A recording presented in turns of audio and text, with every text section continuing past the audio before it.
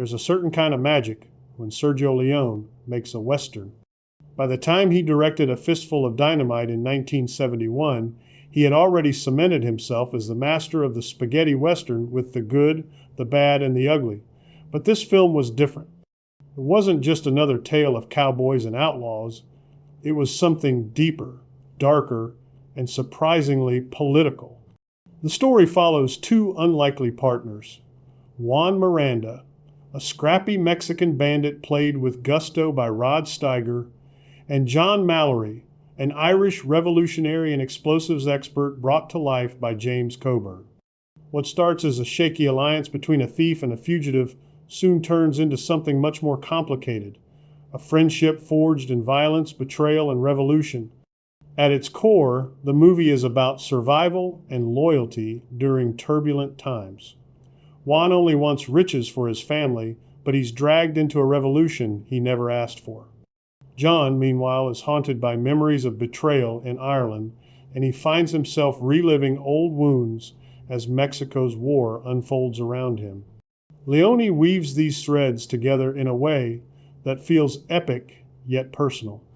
And of course, no Leone film is complete without Ennio Morricone's music. The score for A Fistful of Dynamite is one of Morricone's most playful and haunting works.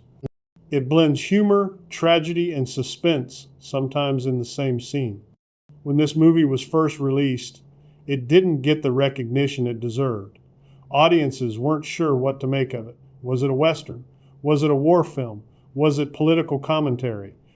In truth, it was all of those things at once. Leone himself reportedly didn't even want to direct it at first, but the studio pushed him after other directors fell through. Still, even a reluctant Leone film carries his unmistakable fingerprints. Sweeping landscapes, intimate close-ups, sudden bursts of violence, and themes of friendship and betrayal. How about some trivia? The title confusion with this flick is legendary. In Europe, it was released as Duck, You Sucker, while in the US. It was a fistful of dynamite trying to cash in on the success of A Fistful of Dollars. Sergio Leone initially didn't want to direct. He offered the job to Sam Peckinpah, but after Peckinpah declined, Leone took the reins himself. James Coburn's character, John, was originally considered for Jason Robards, Leone's collaborator from Once Upon a Time in the West. Rod Steiger initially clashed with Leone on set. Steiger wanted to improvise, while Leone demanded strict adherence to his style. Their tension, however, added realism to Juan's brash personality. The film's themes of revolution drew criticism and were heavily edited in some countries during the Cold War. What makes this movie special is that it doesn't glorify revolution or violence.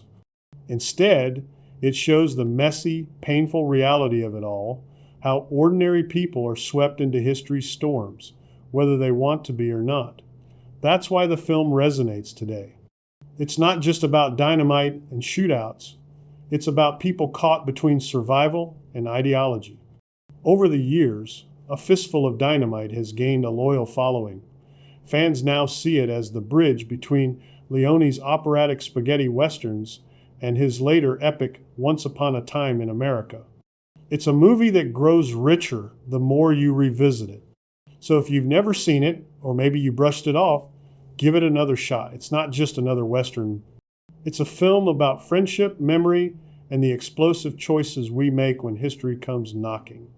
That's it for this one. If you enjoyed this review, let me know in the comments.